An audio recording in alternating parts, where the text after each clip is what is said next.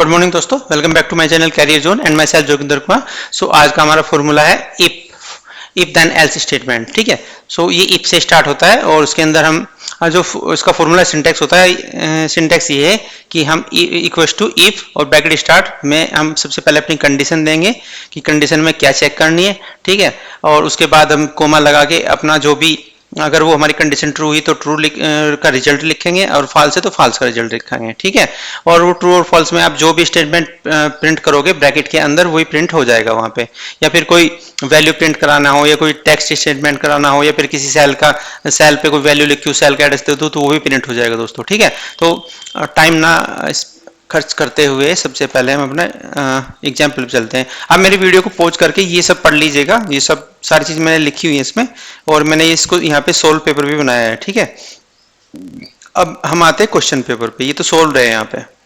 ठीक है, अब यहाँ पे देखिए क्या है कि ये इसको मैं डिलीट कर देता हूँ। ये हमने एग्जाम का रिजल्ट है एक, उसमें ये बंदों के नाम है यहाँ पे। ठीक है, और ये बंदों के रिजल्ट है। ठीक है, हमें क्या निकालना है, ग्रेड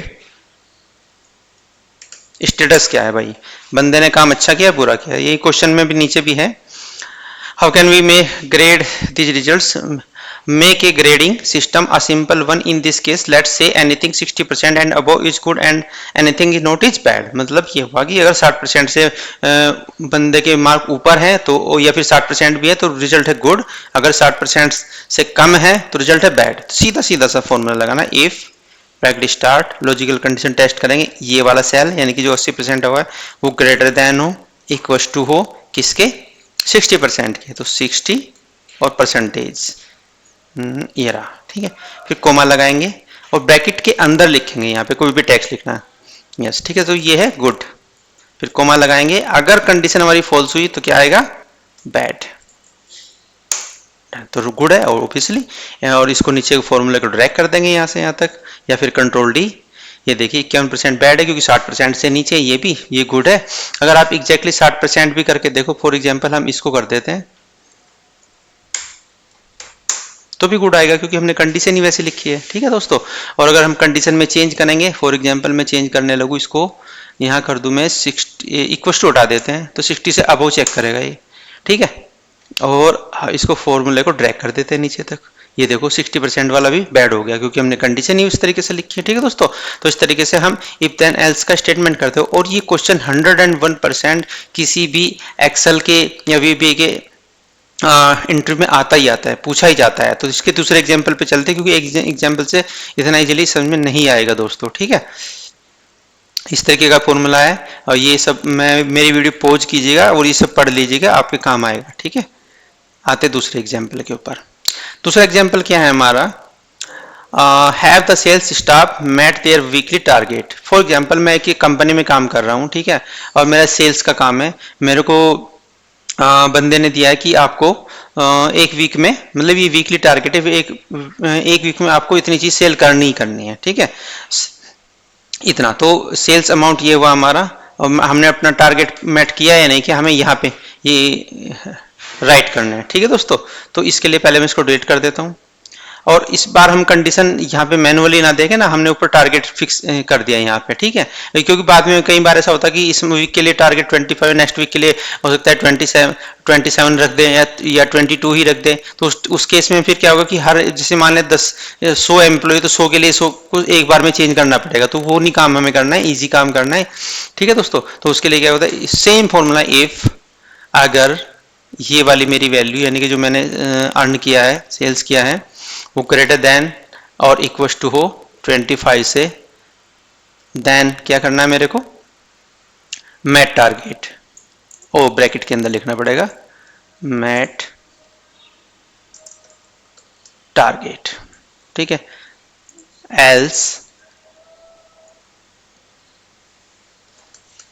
टारगेट नोट मैट, वो आपकी अपनी मर्जी है, किसी तरीके से लिख सकते हो समझने के लिए। ठीक है, तो टारगेट यहाँ पे मैट कर गया क्योंकि 25 से ज़्यादा है।